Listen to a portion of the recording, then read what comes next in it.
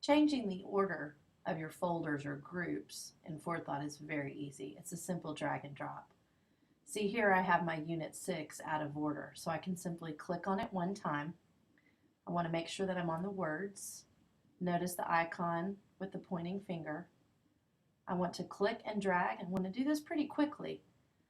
One little trick that helps is wherever the fingertip is of the icon, wherever that fingertip is, I want to get, once I get it into the spot where I want it, that's where I want my fingertip to be there. So watch here as I move Unit 6 down.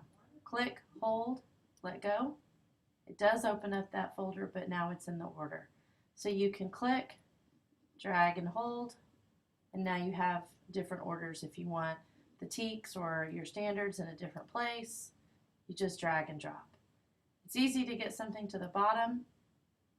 It's a little more challenging to get something to the top. So if I wanted this folder up at the top, I can't get it to the very top, but I can drag it there to second place and then take the first one and drag it down. And that's how you change the order of your unit groups.